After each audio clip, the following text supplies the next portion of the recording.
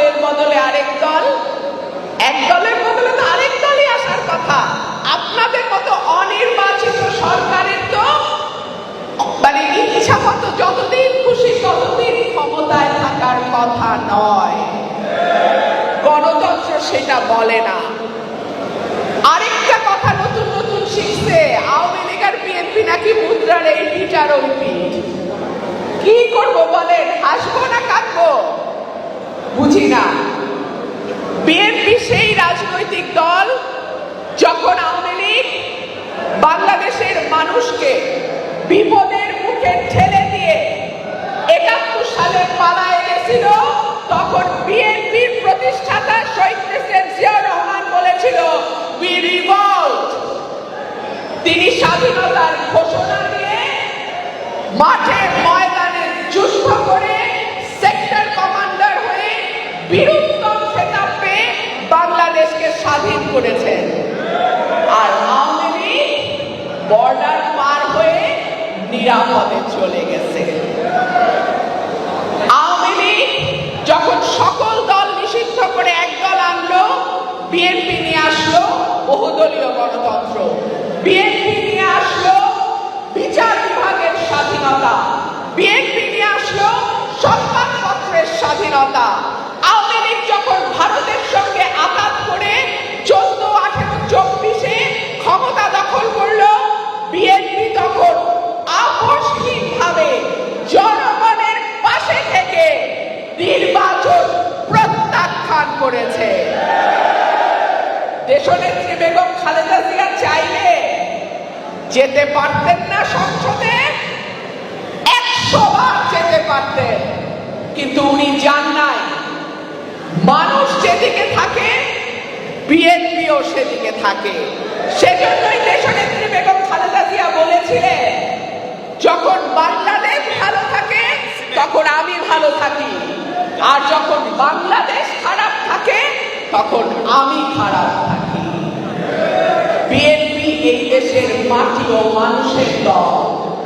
এত নির্যাতন, এত অত্যাচার, দেশনেত্রী বেগম খালেদা জিয়া আপনাদেরকে ছেড়ে এক মুহূর্তের জন্য কোথাও যান নাই। আর পয়লা সুযোগে শেখ হাসিনা তার সকল নেতা কর্মীকে বাংলাদেশে ফালায়ে নিরাপদে চলে গেছে। এইখানেই বিএনপির সঙ্গে আওয়ামী লীগের পার্থক্য। সংস্কার নাকি বিএনপি চায় না।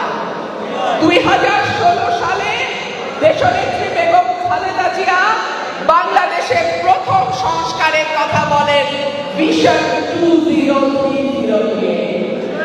তারপরে বিএনপির অ্যাক্টিং চেয়ারম্যান জনাব তারেক রহমান 27 দফা, 31 দফা এই সব কিছু বিএনপি দিয়েছে।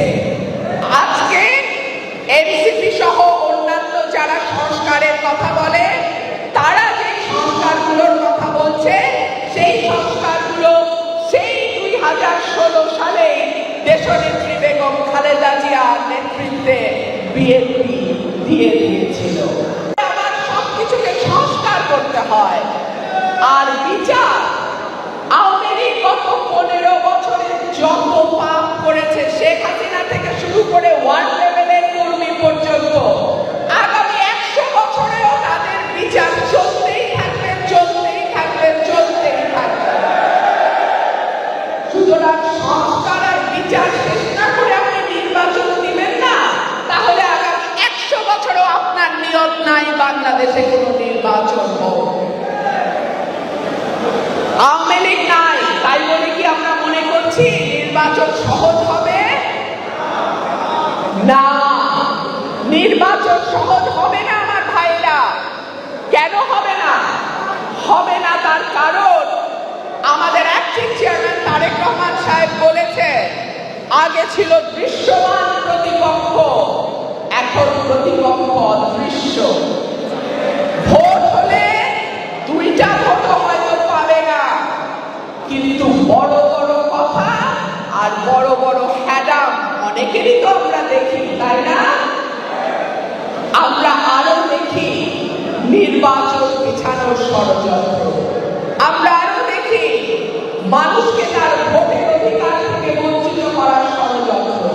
এই ষড়যন্ত্র যারা করে তারাই কিন্তু বিএনপি প্রতিপক্ষ।